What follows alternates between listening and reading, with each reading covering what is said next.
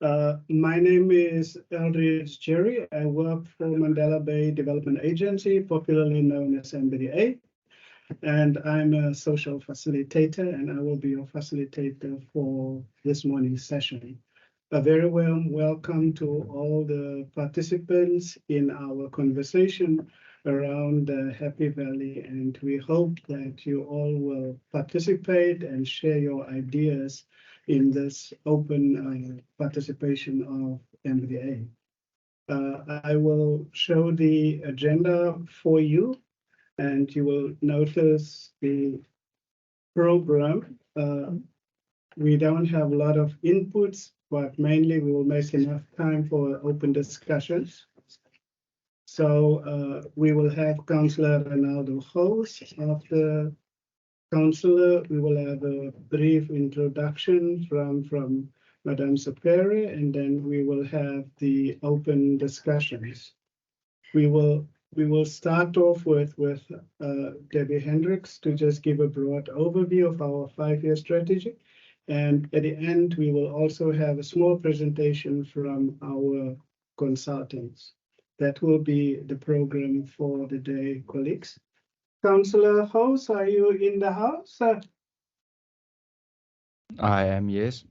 Thank you, Councillor. A few words of welcome from your side, sir. Thank you, Councillor. Over to you. Thank you. Yes, welcome to everybody. I'm not sure if everybody can hear me, but what I just wanted to say is thank you to all of you that are participating here. Trust me, I know the pains of technology. Whenever we have a council meeting, it is always causing problems. So please don't let this be a reflection on the MBDA. Let's rather all just collectively blame ESCOM. But with that being said, welcome everybody and thank you for this participation from the MBDA. This is something that I'm very excited for as the ward councillor. There's clearly been a massive lack of something to drive tourism and to create us or to provide us with a unique offering for the last couple of years since when Bayworld initially closed. And I think that this is going to be a phenomenal, development that is going to take place and also put us back on the tourism map. This along with the Happy Valley development is something that I think the entire metro benefits from. Because as you all know, Ward 2, which Bayworld and Happy Valley falls in, is one of the only wards that can go from 30,000 residents to over 100,000 on a nice summer's day. And therefore, we need to make sure that we cater for these individuals, whether it be citizens of the metro or whether it be tourists that visit our beautiful beachfront. So I'm very happy with the MBDA taking, this project on. The MBDA has shown time and time again that it is more than capable to provide, these type of projects and make a massive success out of it. I'll even go so far as to say is that the MBDA is a shining light in Nelson Mandela Bay. So I can't thank the role players enough within the MBDA. Thank you for the phenomenal work that you are doing. And I think that I speak on behalf of every individual here that provides a service to tourism or for visitors and even some residents that want to come and, spend a weekend on the beachfront, that this is a phenomenal project. And I think something that will completely change the landscape for the better in Ward 2 and also in Nelson Mandela Bay. Thank you very much. Thank you so much. Thank you so much, Councillor. Appreciate those kind words. Just a brief introduction. I see the full team of the MBDA is almost online, so I will not go through the names of all my colleagues. Suffice to say, welcome guys, and thanks for the support. From our consultants, we have Insight Landscape Architects and Consortium, and present is Mr. Theo Bradell, Thomas Jacobs, Tony Dander, and Derek Zimmerman. Welcome, gentlemen. We also have with us Dorel that will do the next brief outline of the project. again, thanks and welcome to all those. If anybody came later in, thank you for being with us. Dorel, over to you. Thank you very much, Terry. Good morning, everyone. I'm so pleased that we are talking at last. Normally, this would have been an in-person stakeholder discussion, and we are trying to be progressive, learning a lot of lessons along the way. But we are trying to get there. Just trying to get the slides to move to the next. Debbie has spoken about the three-pronged strategy, and we are now wanting to talk about the particulars of what we are here for today. So first of all, just to locate the conversation in why is it so important, and a quick slide to show you the key game changer projects that are on the go in the inner city that will change the face of our city, and that is the proposed waterfront development. So there are 4 key game changer projects in the inner city, of which Bayworld is one. So the waterfront that we all know of, the Barkens Valley, including the inner city, the new planned Aerotropolis, and Bayworld. So we are going to today talk to the Bayworld program and 2 of the projects in the Bayworld program. So what's the program all about? We're trying to ensure social, spatial, and economic transformation by activating niche market activities for our city: tourism, heritage, education. So we want to create the jobs and grow the economy, but at the same time, we do also want to protect the environment, because we are rooting this development on the 17 Sustainable Development Goals, which look towards peace and prosperity for people and the planet. Without going into too many details, that is an underlying theme that goes along the whole Bayworld program. So in a quick nutshell, the Bayworld program in its entirety covers 55 hectares of land. Not only the Bayworld site, but for Bayworld, Happy Valley, and Telkom Park sites. There are 13 catalytic projects. We're talking about 43,000 square meters of prime commercial land that could be developed. We have anticipated 6.2 billion of construction costs, and we see that there's a huge job creation opportunity. Equally, there's a large structured SMME program that can be developed, as well as a structured EPWP program. So you will appreciate the jobs that could be created. There are 13 projects in total. I won't go into all the details of them. I'm sure many of you have seen the presentation. Today, we are talking about project number 6, which is the nature reserve or the park, and project number 10, the adventure world. So in other words, it is the green lung that holds all the other parcels of land together. And if you are seeing the spatial map, we are talking about the parcels of land marked A, K, F, G, and E as the adventure world, where we're hoping to unlock all sorts of activities, and the area S, which we can do less on because it's a far more protected piece of ground. But as you can see, it is a very large tract of land that we are hoping to develop into a nature reserve with some key attractions in that nature reserve. We would have liked to have shown you drone footage, but the area is a no-go fly zone. So instead, we've got some images for those of you that haven't walked Happy Valley recently, but to remind you what a glorious, glorious part of the city this is.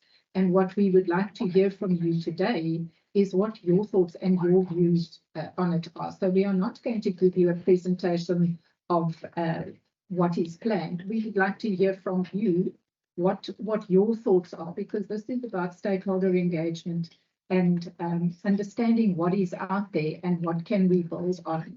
So in the tourism realm, there is a number of questions that we ask ourselves, and that we're hoping that through either popping a comment in the chat or putting up your hand to make some input, the kind of issues on the screen is what we'd like to hear you talk about.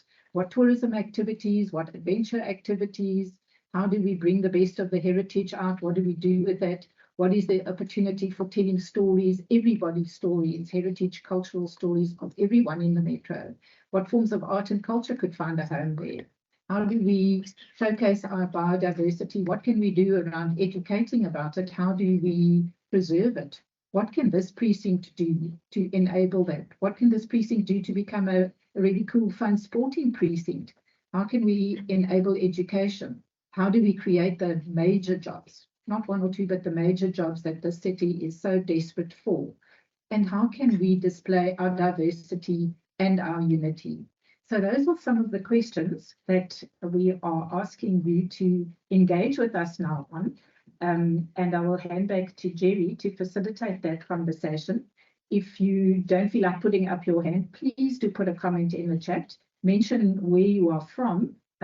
So we'll pick up your name, but mention your interest and where you are from. Maybe you've got some good ideas of what you would like to do or the organization that you're working with would like to do. So pop that in the chat so that we understand where the comments are coming from, and then we would be able to follow up at the end of this process. The consultant is going to gather the ideas that come and interpret it into a presentation, probably not all today, but shortly we will then give you feedback about what the precinct looks like, the way that you have designed it. So thank you for that. I hand back to Jerry. Thank you so much, Dorel. Good people, the floor is open. Any questions for clarity? Maybe we start there if you would like to pose a question. And after that, we can have a conversation. If there's no questions, please, you may comment on the presentations. I'm sure all of us are from Gqeberha. You have traveled the Happy Valley a number of times. I'm sure you have beautiful ideas about what can be done in this space. Open to you. Okay, I'm going to recap just from the point where we spoke about the 13 projects in the Bayworld program. And we are today going to talk about project number 6, which is the nature reserve that we are hoping to develop into a dedicated park that maximizes the biodiversity that is there. And project number 10, Adventure World.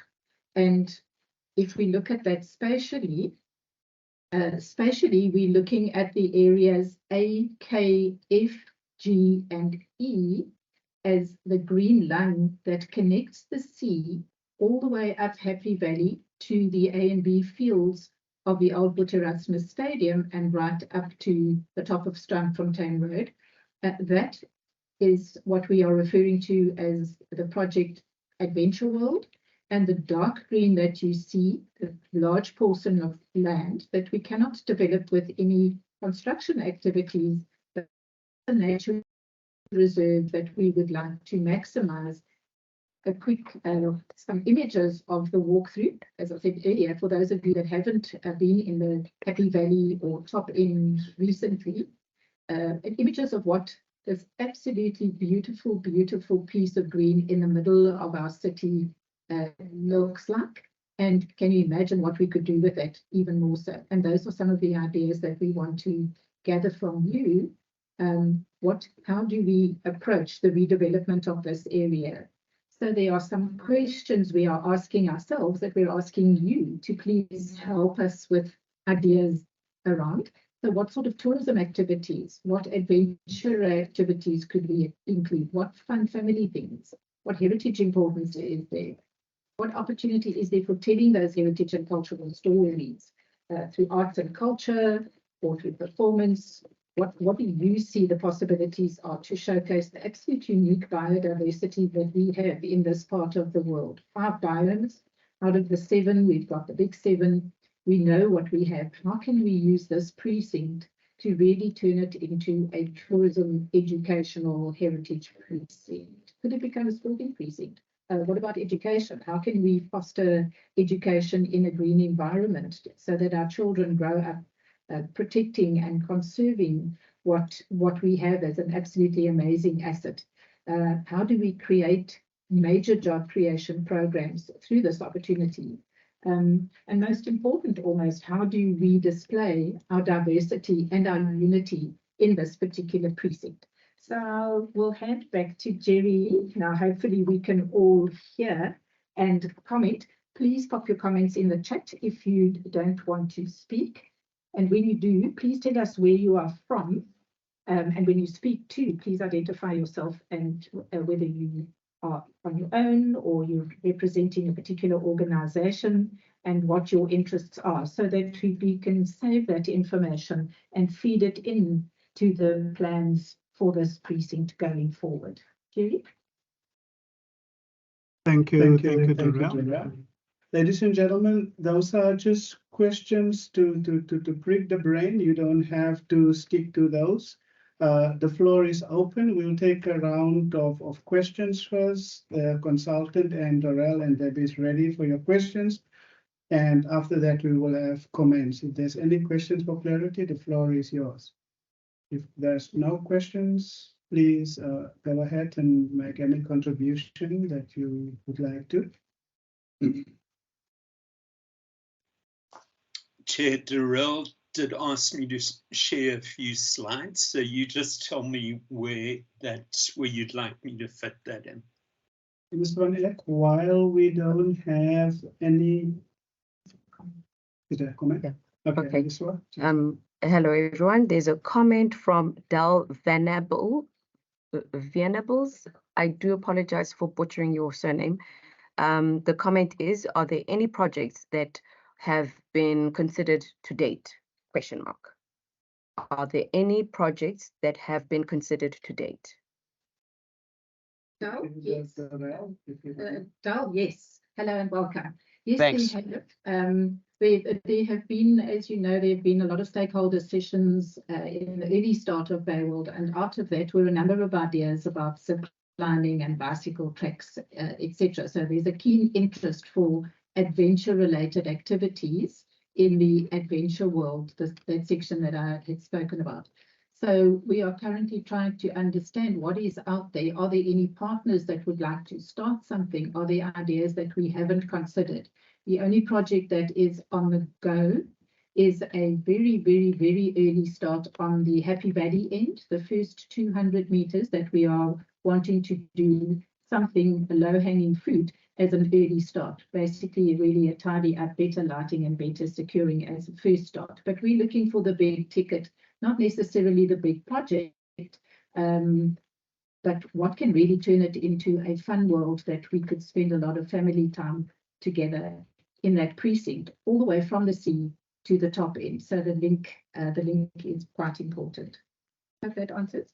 Yeah, great. Thanks, Dorel. The reason why I asked the question is just to kind of get the conversation going and started, and just to see whether or not there was anything put forward. So I'm sure there'll be more questions to come shortly. Thanks. Thanks. Sheena, I noticed your hand. You may go ahead. Okay, thanks so much. I'm really sorry I didn't hear any of Dorel's presentation, so I may well be coming in and saying things that she's already said. I am Sheena Wilmot. I am the chairperson of the Bed and Breakfast Association, and I am on the board of Discover Mandela Bay, and have been in tourism since right at the beginning, 1991. So I feel I have got quite a lot of experience in the tourism space. What I would like to say is that I have walked up several times up Happy Valley, and it has the most beautiful bones. We can develop something like Kirsten Bosch has got, something where it is natural and just speaks to calmness, serenity, and just being able to find yourself again. It is a very, very lovely, beautiful space that needs to be secured and cleaned, as everybody knows, and then it will be a wonderful asset to the city. What I would like to propose, and I know it has been proposed to Dorel before, because Discover Mandela Bay are really looking to suggest we need more contemplative areas for Mandela. He himself is very poorly represented in a city that bears his name. And we would like to suggest that the lower half of the Happy Valley would have a number, and you know, it would be dependent on space and what have you, but where we look at Mandela as the person who really is someone that everybody would like to look up to and emulate. And if you've been in America and seen both the Ground Zero in New York, or been to Washington, D.C. and gone through all that area, you'll see there are many areas where people can go and just be quiet and reflect and interact and just be part of that space. And I think that that is something we need to look at as far as Mandela is concerned, because he was an icon known throughout the world, and we need to honor and revere him, I think. So that is my suggestion. I would really like to see the fun activity side being part of the Bayworld precinct, and then Happy Valley being a more family, restful, contemplative area. Just my sixpence worth. Thank you so much, Sheena. Aniswa got a comment or two for us. Okay, I've got a comment from Donay Lowe, and this is on Teams, and the comment goes, perhaps move Lant mini train to Happy Valley, even just seasonally, perhaps a toboggan slide. Toboggan slide. Thank you. Thank you for that. Thank you. Sheena, you and I are very much on the same page. I'm glad to know I've got somebody on the outside that is pushing for more Madiba stuff, and I'm doing it from the inside. So sure, that's certainly something that resonates with me. Any other further comments, contributions? Colleagues, this is the space that you can influence the future of your city. So please share your ideas. This will be for generations to come.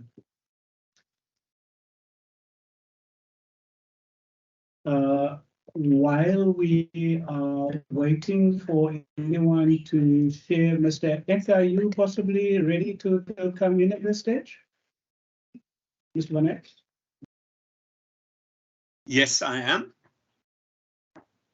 Okay, sir. The presentation is there. You may speak to it, sir. Thanks very much. Good morning, folks. Thank you, MBDA. I can see you've been putting loads of time into this, and we welcome that. We're really excited. I just wanted to quickly bring a bit of a look from a tourism point of view, and I'll be very quick. The bottom of that slide doesn't seem to be there, but that's all right. I'll talk through it. Things have changed over the last 10 years with the internet and the whole digital revolution. And whereas, if you look at the top, we used to speak directly to people. Yeah, just back to the previous one, if you would. Yeah, so we used to, where that megaphone at the top is, we used to speak directly to our markets, and it was a one-way talk and telling them what we have and they can do. But since the internet and that, it has opened up huge choices for people to do, and they rely on their peers and their social media groups and that. So you'll see there on the right at the bottom are our visitors, and the way that we treat them, the way we inspire them and we deliver experiences to them will now determine how our future customers think about the destination.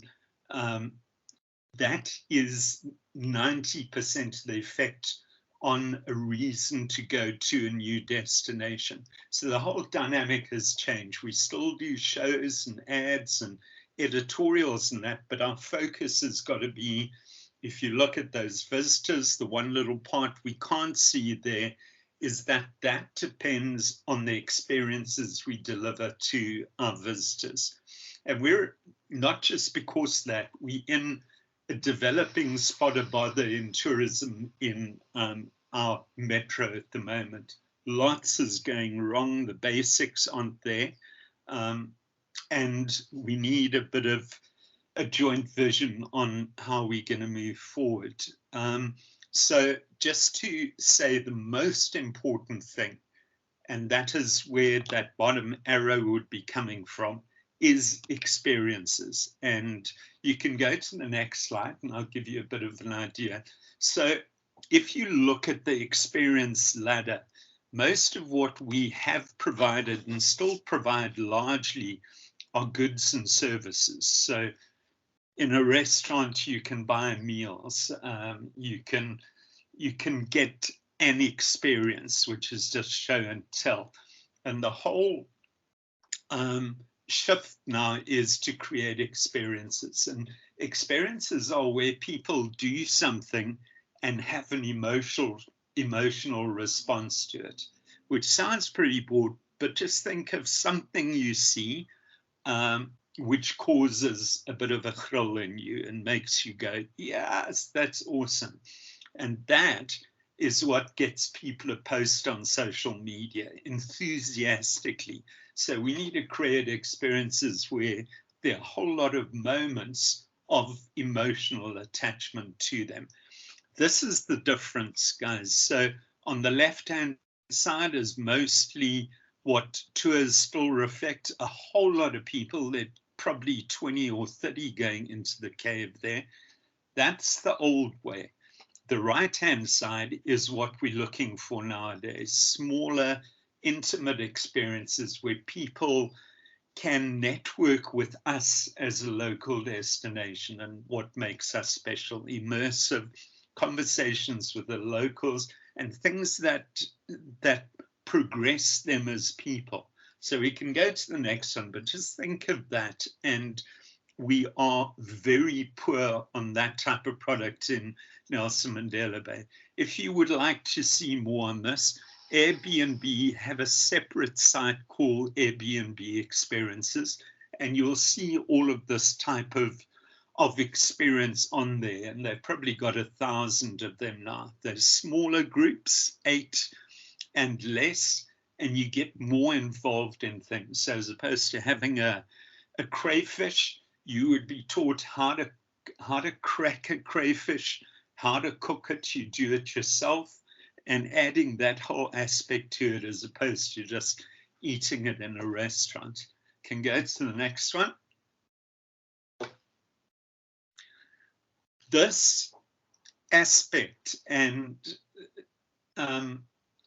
Darrell, I know you've looked at this carefully, is the most important tourism of the future element. There are a whole lot of others, but I wanted to focus on this. Uniquely local and nowhere else. So we've got our own DNA and feel in Nelson Mandela Bay. And what we're going to be wanting to do is to create activities and experiences that links to that. So we don't want to copy what is somewhere else unless it really ties into Nelson Mandela Bay. We've got a beautiful bay, so the oceanarium is absolutely fine, but we really need to delve down deeper into what we have that no one has and can give us competitive advantage. Huge one to remember. Okay, the next one. And this is the last slide, and here you can maybe see a bit of what I was talking about. Most of the parts of our brain that make the decisions about what to do, and especially tourism, it's your limbic brain. And your limbic brain doesn't understand language. It understands visuals and it understands storytelling. So those of you with brochures with dozens or a lot of bullet points on them, you might as well throw them away, because our lazy brains don't take any notice of that.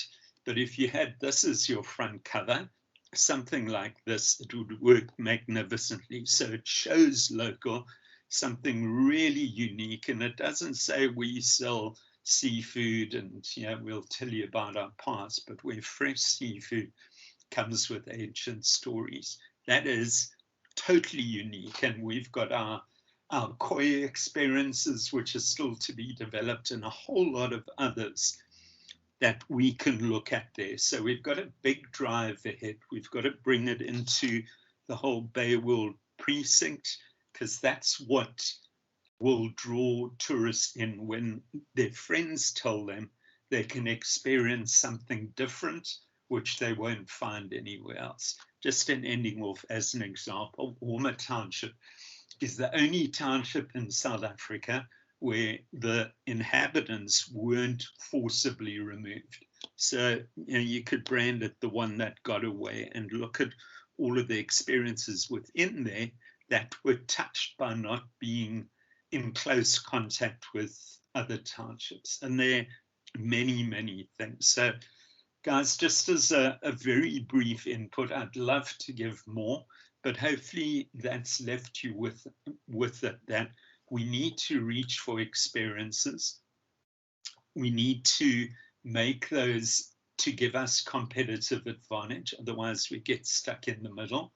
And they need, as opposed to huge groups, they need to come down into smaller groups and be more personal and immersive and all of that, because that is where we can introduce people to us and create our own stories. Thanks, guys. Thank you, sir. Thank you, Mr. Van Eck. Andy, I believe you have a few comments for us. Okay, thank you, Mr. Jerry. So first comment is from Salome Clark. She says, love the Kirsten Boss suggestion. We can host concerts, showcase the biomes.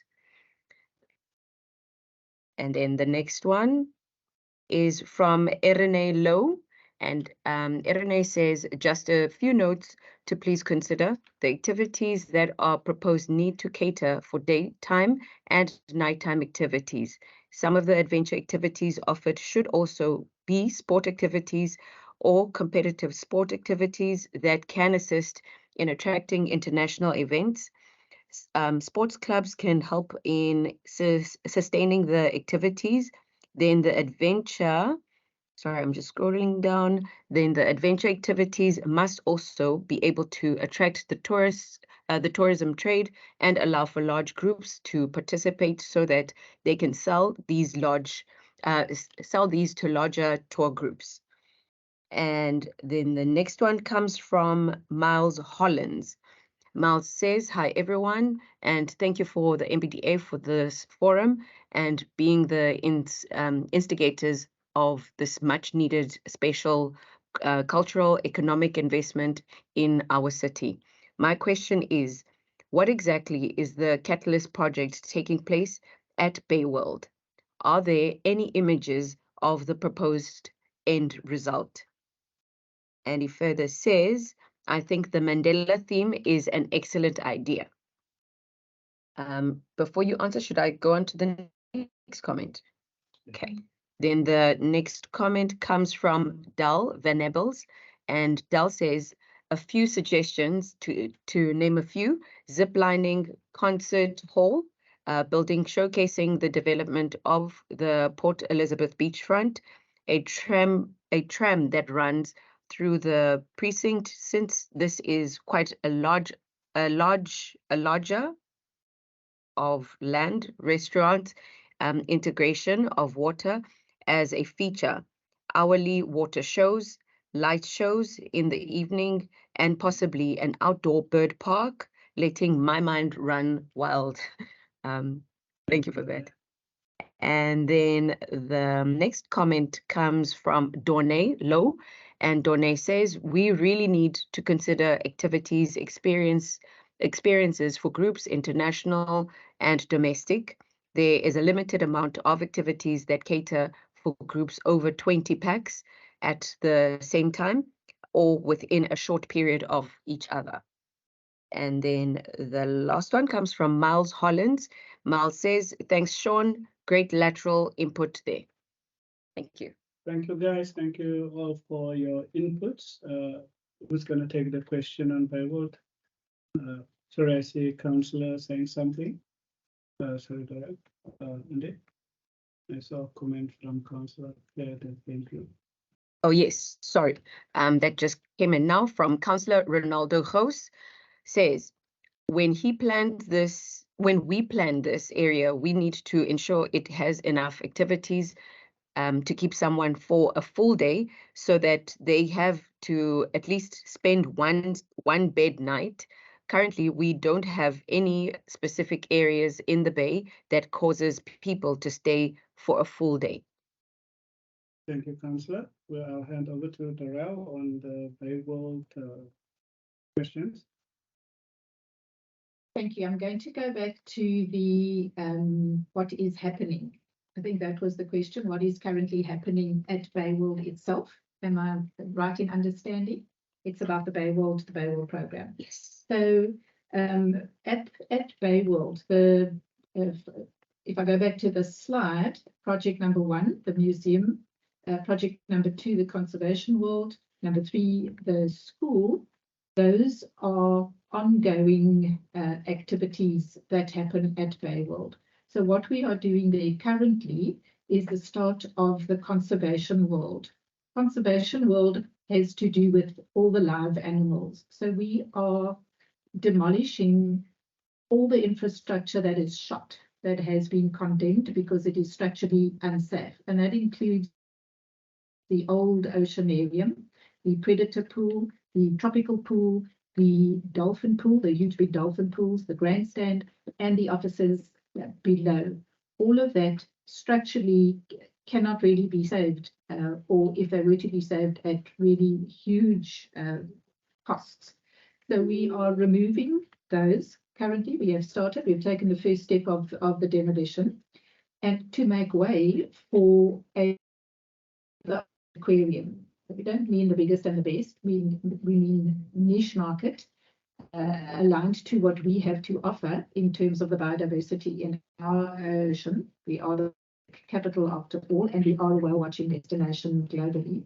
So we, an aquarium, probably aligned to the size of the 2 oceans in Cape Town, but together with that, a marine science centre. So in other words, the interactive virtual reality that aligns to 4th Industrial Revolution readiness for children to develop new ideas, understand, be taught, and as a tourism activity. So that is what the work that is currently on site that I'm assuming you are referring to, is starting. There is a whole lot more to come, but that is what is happening right now. Thank you, Darrell. Any further questions or comments?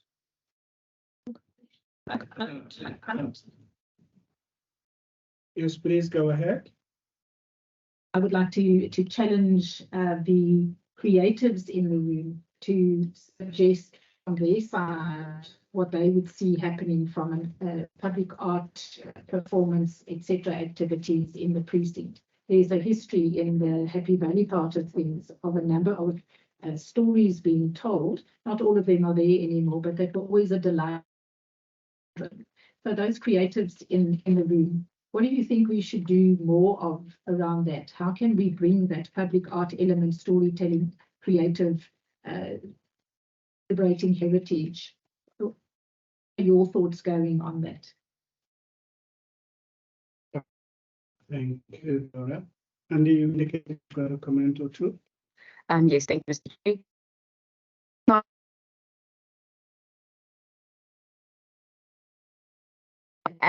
Alan says, to the north of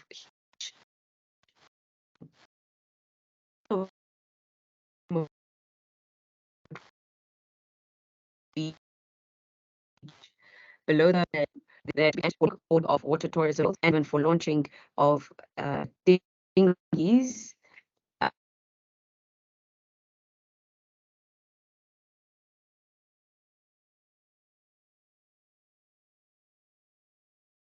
waterborne craft would be a place for people to see the sea life in their own environment. Thank you, Andy. Councillor,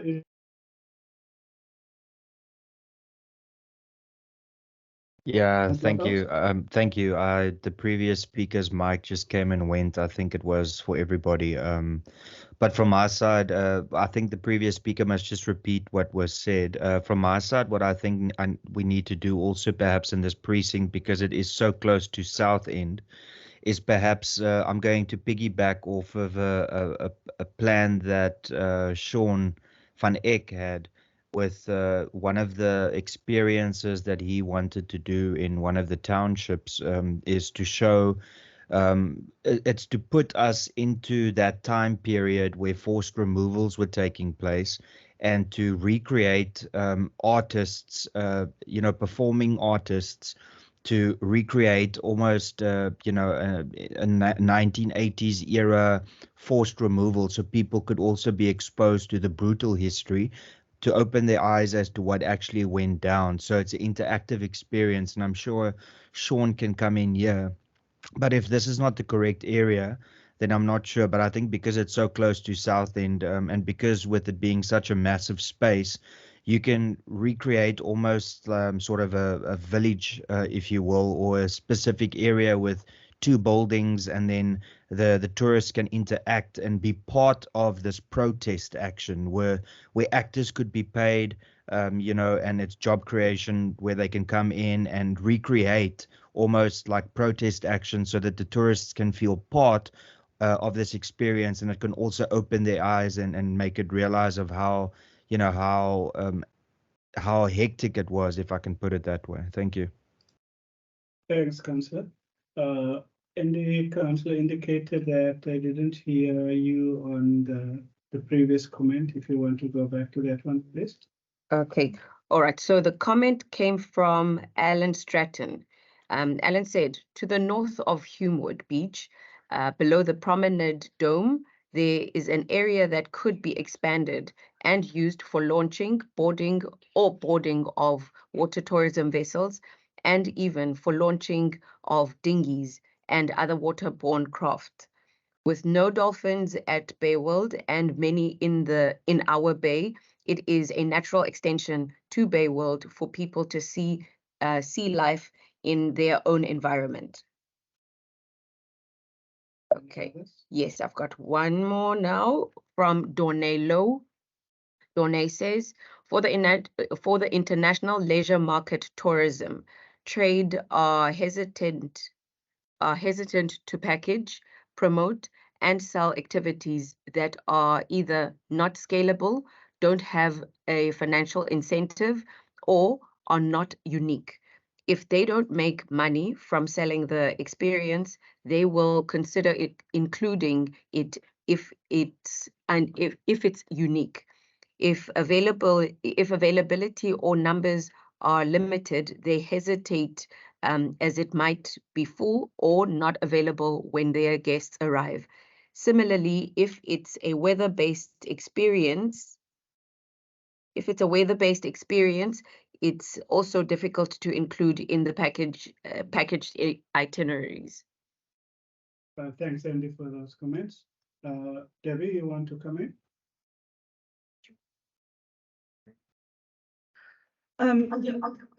I think I'm trying to feverishly make some notes here. Some very good ideas are coming through. And I think from our side, what it's clear is that there's a lot of possibilities, whether it's events or activities, etc. But the frame or the structure can be fairly basic, Dorel, in terms of cleanliness, an aesthetically pleasing environment, having the basics in place about security and lighting, etc. And we could have a calendar of events and activities, but if the focus of what would enable these ideas, we need to actually program that as to have those things as a bare minimum. For instance, the issues of parking, ablutions. So it's like So maybe I'm already starting to think of what are the things that we have to put in as an early start. It maybe not be that major, maybe a freshening, cleaning up, etc., and then getting concessions in, getting communities in, etc. So it's not as if the ideas that are coming through does not require a lot of infrastructure type thing. But I think ablutions is a huge thing, especially if you are going to have things like the Kirstenbosch, like the concerts in the park, that sort of thing. You actually need to think about the logistics around that. And then also, I think, Irene, the comments from you are very valid in terms of the offerings for tourism. And when we have, you know, the local tourism and the local community versus that of, you know, when the cruise liners are coming in the big groups, it might be very different, and we must be clear that we cannot be everything to everybody, and to actually package it in that way in terms of what are we focusing on. So I'm already starting to think of what are the, you know, the basic interventions that could be done in a short time to make these things happen. So it's not it's not rocket science, and it's not going to need a lot of infrastructure things, but maybe a conversation of what the bare minimum is that we would have to put in place. Just some observations on the comments that are coming through. Very, very exciting to see.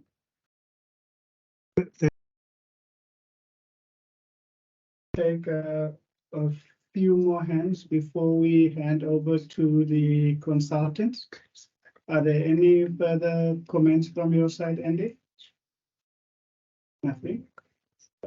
If not, colleagues, I'm going to hand over. We are going downwards towards the end. So Andy's got one comment, and then I'm going to hand over to the consultants just to present to you some few ideas that they have already generated what can happen at the valley. Andy, over to you. Okay, thank you, Mr. Jerry. So the comment comes from Del Venables. Del says, oh, sorry, just go back up. Says the valley is a celebration of life and nature. It's an outdoor experience to enjoy safely with friends and family. I truly believe it should celebrate its natural beauty. Experiences like a running and cycling track would also be all-inclusive. I don't believe that the valley is a place to showcase the history of South End. There are other venues for this. That's from Dell. And then he further says, art galleries, monthly markets, formal restaurants, and tea gardens are some simple experiences to bring sustainable foot traffic. I remember going to markets there 30 years ago. It was a great place to be. And then one more comment comes from Salome. Salome Clark says, one comment, I don't think we should ensure that what we offer complements what is available or in place and not take away from them, i.e. South End Museum. Thank you, colleagues. We appreciate all those inputs. Dorel, do you would like to maybe say a word or two about the consultants before we hand over to them? Thank you, Jerry. Thank you, everyone, for the great ideas coming through. What we will do is we will, once we have developed that into some spatial plan with potential images, we will send out an invite for a follow-up, shorter, sharper, maybe a half an hour presentation back to you to show how the suggestions have been brought in. But the consultants, we appointed Insight Landscape Architects to develop a landscape development plan for the entire area, showcasing possibilities, identifying particular projects that can be rolled out, and also doing a feasibility and financial analysis. One of the consultants has actually joined us from London that has already done a huge parcel of the work looking at the financial feasibility and the economic feasibility. Derek Zimmerman, we acknowledge you and the work that you've done.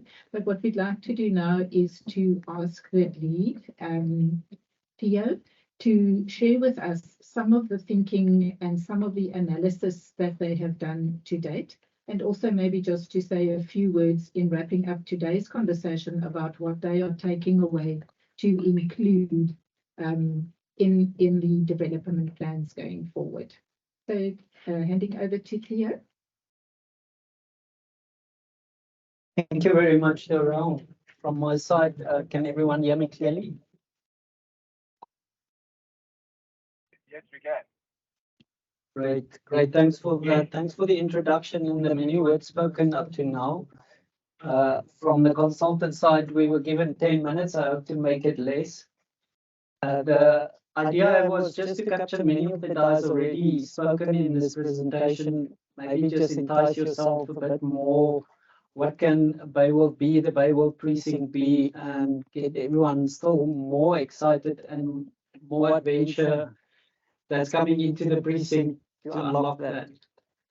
So without further ado, I'd like to run you through the presentation, just roughly what we have in mind showcasing today.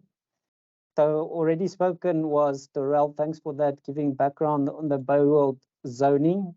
I'm going to briefly touch on the nature reserve and the nature reserve aspects, and also about the adventure park. And then the last section is really just trying to showcase what can be done for discussion purposes, exciting imagery of what the potential of the area is and can be. So this is just putting us into context, spatially putting us into context in terms of different tourism and economic aspects. We're sitting here at the bottom with Happy Valley, Humid Beach, and the boardwalk and the casino. That spatially puts us into the picture. Then this has already been spoken of. I'd just like to take you briefly through some of the key landmarks with the land and activity shown here. So in the previous slide, we've obviously have Loresh Avenue here. We've got the beachfront. I'm going to speak a bit about that.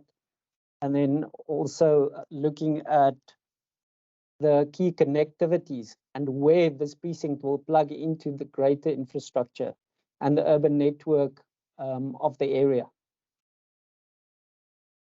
So this shows the background onto the land uses, and I just want to highlight some of the key activities that's shown here. It's obviously Bayworld here in blue.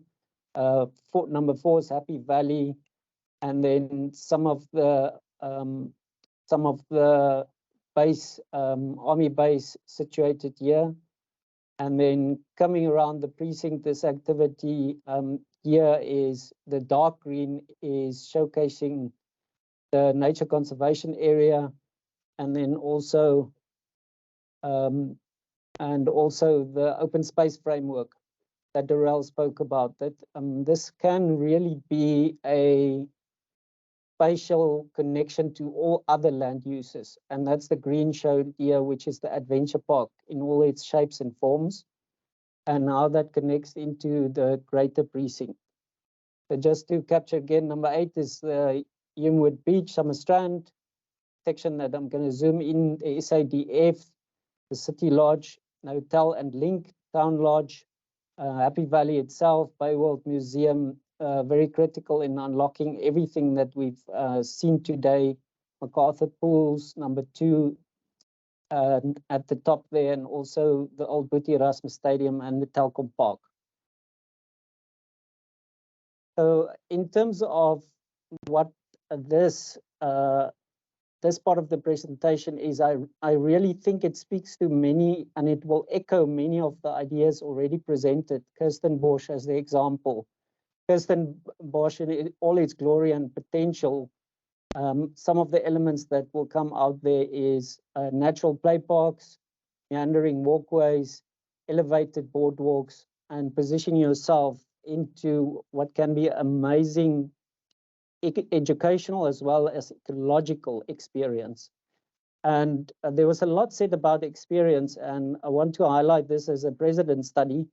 We already spoke about uniqueness in the city, not trying to copy what other guys have done, but good precedent studies unlock our ideas. This is in Taka Island in Cape Town, a good eco-educational experience for children of all ages. We spoke about groups 20 plus, how they can be rotated into experience, and the next group comes and in that way maximizes the space and the potential. This is again Kirstenbosch. The horticultural value and natural aspects of the site is enormous. The potential is a fantastic. The backbone is already there, like we say, and it's just a matter of showcasing many of the horticultural gems that's found in Happy Valley and up the valley. And then also looking at Greenpoint Park, definitely what can a regional park be? There will be aspects within the greater precincts that need to speak to a park, a public park, a safe park, and also forms in itself a good tourism attraction. And it's not to say we're going to copy Greenpoint Park per se, but it's that kind of activity that really would drive the process. And looking at the adventure aspects, there's so many things that can be discussed on this point. I'd like to highlight some ideas that we as a team thought would be spatially appropriate. Dinosaur park, a biome park, experiences where all ages can have fun, but still experience nature quite up close and intimately. And those rest areas, pause areas, reflection areas that we spoke of. This is another showcasing of the toboggan that was mentioned, how the water speaks to the greater green open spaces, and how that can unlock the spatial experience once again for people of all ages. Outdoor activities and activities include, that's proposed here, is mountain biking, zip line, adventure sports, maybe not canoeing, but on a small scale. And also particularly like the idea of a train or some mobility that links up the 50 hectares and have opportunity for all ages, but also mobility, fixed mobility and non-motorized transport throughout the precinct. Climbing and adventure courses. This caters for large groups, once again, of all ages. And just looking at what the master plan would look like, once again, for discussion purposes, our main driver when it comes to the master plan was looking at multi-purpose. What is the kind of land use? And I think this should be an important discussion point. What kind of land use can be used to activate the space, both short-term, medium-term, and long-term? What medium and long-term would do is bring in the economic drivers, the benefits, the job creation, and to create a knock-on effect. What catalytic adventure, for example, activities can happen to have a knock-on effect into the rest of the precinct? So what I'd like to focus on is just this red line, how Happy Valley itself can be made safe, but also up the valley, and showcase how this little camera showing how this can be done in such a way that's spatially acceptable and links all of the green spaces up into the valley. The activities, I'm just going to highlight a few very briefly, is possible sports hub. That was mentioned, a biome park, public park, food market, stalls, performance stage, a feature pond here at the top of La Roche Drive, and what those activities can do for the whole precinct, both short, medium, and long term. The idea at the top here by the gateway entrance was eco-education and prehistoric dinosaur park. That can happen anywhere, so this is just ideas. Trying to bring into the spine is also, and I'm going to showcase that a bit later on, is the idea of Nelson Mandela Bay, the Route 62, how that can be brought into the precinct and form educational but also artistic backbone, what this link could look like. Nelson Mandela Bay Development Agency also we had the opportunity to speak to them, link very closely to what the beachfront should be, so that we're not only looking at Happy Valley and Bayworld in isolation. We need to see how it can link to Shark Rock Pier, all of the activities, and make this amazing beachfront spine more lively, more active, and more safe. Ultimately, there's already a backbone of good infrastructure.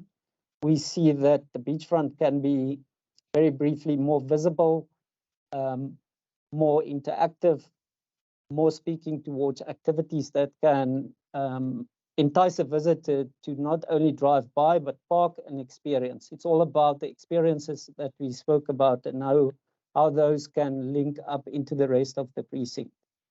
Especially the challenges that we've got on the site, we see them as opportunities, not only challenges, is how to make use of the contours.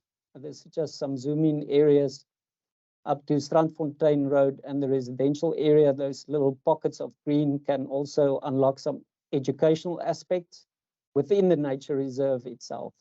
This is largely disturbed land, and there's so much potential for reshaping and repurposing this every aspect of the precinct. We're looking at good precedents, we're looking at good principles, design principles, and obviously with the stakeholder consultation, good ideas. I'd just like to run to the end of the presentation. Many of these will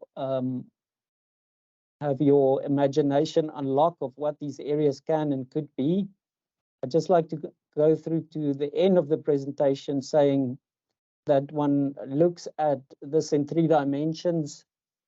The steeper sections of the site really become adventure park, adventure sports hub in itself, with running, cycling, extreme sports, mobility, branch, acro branch, all of those activities. But something needs to bind the aspects together, and we think it could be this Route 67, sorry, thanks Darrell, Route 67, and how that speaks to Nelson Mandela, his heritage, and bring in art in all its shapes and forms, art aspects up into the precinct. This is another slide showing the topography. This is a very important slide. I just want to pause here for 1 second and just show you how Adventure Park, nature conservation, and the mixed use campus development of the future can integrate into a very spatially acceptable, soft, and actually want to call it caring, natural experience to really showcase what every aspect of the site can do and be part of the overall integrated precinct. So we're not trying to design in isolation. It's a very large site, and these regional and recreational aspects can be very cleverly integrated. This is a brief outline of what the consultant team has been busy with. We've also been crunching the numbers on the economic feasibility side. And as a team, we're very excited to be involved and look forward to this journey with you. Thank you for all the participants. Back to you, Dorel.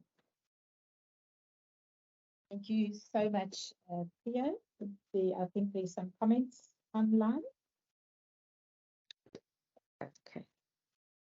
Okay. Thank you, Anthony. So I've got a comment from Clint Munich. Clint says, my suggestion is that we need attractions that would make the residents of our city want to go there every week or month, places where we can take our out-of-town visitors as well as attract domestic and international visitors. Happy Valley zipline up, in brackets, up and down the Happy Valley, and a huge aviary with exotic birds, a water park, various slides, wave house, poolside party, venues, scrolling down,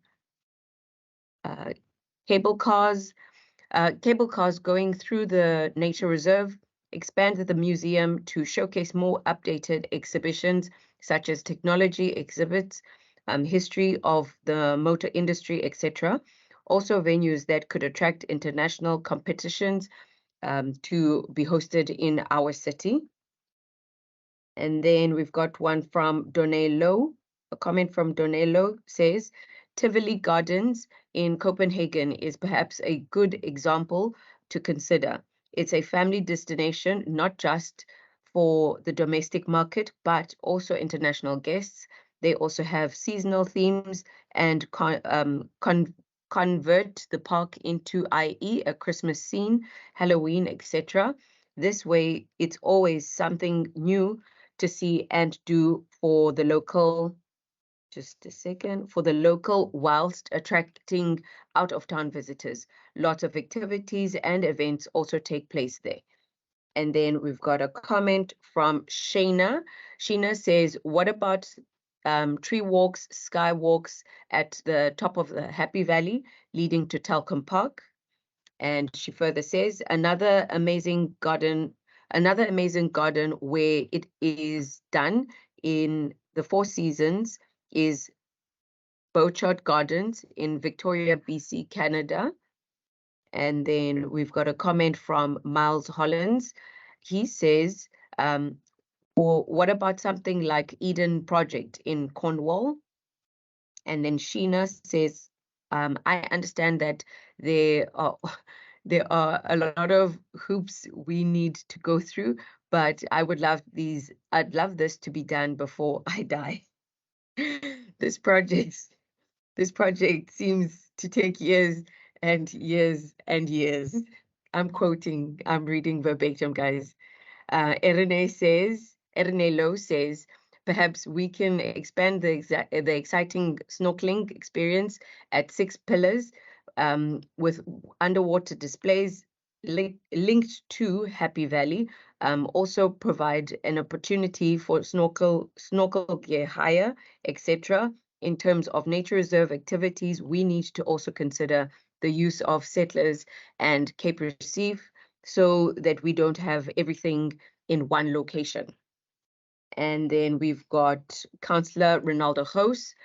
Please excuse me as I have another meeting. Thank you for the amazing presentation. Looking forward to the follow-up meeting. And then Dal Venables says, likewise, thanks everyone. Thank you. That's it for now. Thank you, Andy. And thank you all colleagues for their contributions. I will give a minute if there's any fresh hand before I give to Mr. Benghazi to tell us about the way forward and a vote of thanks. Here's your chance if you want to give that final contribution to the session. If there's no one, Mr. Benghazi, sir, over to you.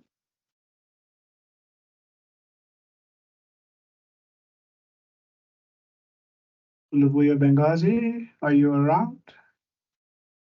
Yes, sir. Yes, I am. Thank you, Mr. J. If Mr. Benghazi is not around, there he is coming on. Thank you, sir. The floor is yours to give us the way forward and vote of thanks. Thank you, Mr. J. Thanks to everyone who's been in this meeting, which was meant to start at 10, and then technology and Murphy's Law visited us. And as Mr. J said, we cannot apologize for the delays, but lessons learned. But nonetheless, great conversations. I think what we've heard here and the enthusiasm that is here from all the panelists and all the guests that have joined in, as well as all the commentary that we've received via the social media platforms, your Facebooks and YouTube. We really appreciate it. And I think there is a real commitment from the team to carry on and Breaking up, Mr. Benghazi. I think the momentum from the demolition of this week will carry us forward towards completing this project. And to the consultants and the team who are led by Ms. Dora Sapere, we think we expect a lot from you guys, and we believe we are seeing the value. But there's a long way to go when we have those final documents and final proposals. So we look forward to that. There's a big team that works with the operations division led by Ms. Debbie Hendricks, Debbie and team, also great job. We wait in anticipation in terms of how this project unfolds. And obviously there's a support team that's there within operations and the rest of the MBDA, the team from marketing that's been helping out with this event. We thank you as well. I think the World Councillor, who has been with us for a long time, sir, we thank you very much for your contributions always, and always knowing that we can count on your support. I did note there was a RCF chairperson in the meeting, Ms. Pinky Kondra. If she's still here, thank you, ma'am, for joining the conversation as well. I did note the chief executive as well. He did pop into the meeting. Not sure if he's still with us, Mr. Nelson Mandela, the CEO of the MBDA. Also, thank you very much.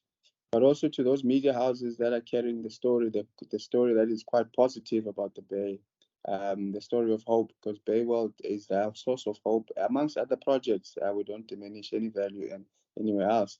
But Bayworld has been such a big part of the city's tourism potential, and it's about time that it's unleashed to its full potential. So the work ahead for us, we know it's a long way to go. It's going to be a hard grind to source partnerships, to source funding, to source commitments. There'll probably be stop-starts. I think we're asking all our stakeholders to really bear with us and support us. And we will keep coming back through these platforms to make sure that we're in sync with expectations, but also we lead the thinking in terms of trends and that. And again, all the guest speakers like Sean van Eyck, the team from Insight, everybody else who's here, and everyone who's listening and watching, thank you very much. The show, well, the recording will be still available online platforms, so the YouTube platform, the Facebook platform will keep this recording for years and years to come. So you can one day maybe come back, listen in, watch, and hold us accountable. With those few words, thank you, Mr. Program Director, Mr. Georgieri. Thank you, Dorel, the host, and thank you to everyone who is in the room. Thank you, Mr. Benghazi. Just before you leave, colleagues, Dorel's got just one more small announcement to make. Over to you, Dorel. Thank you. Yes, I was a bit remiss in not introducing the full team. So I do also want to say thank you to Insight Design Architects who has presented, but the consortium are local, and the remainder of the team is from Africa. Thomas, I believe you in the room. From SVA Architects, Tony Daneb, I believe, is in the room, and Derek Zimmerman that I did mention earlier, that is operating out of London, but also from a local perspective initially. RIC, I think, Derek, is still your company's name. Thank you to you for all the work that you've done to date. Thank you all for your attendance and have a blessed day. Ciao, ciao.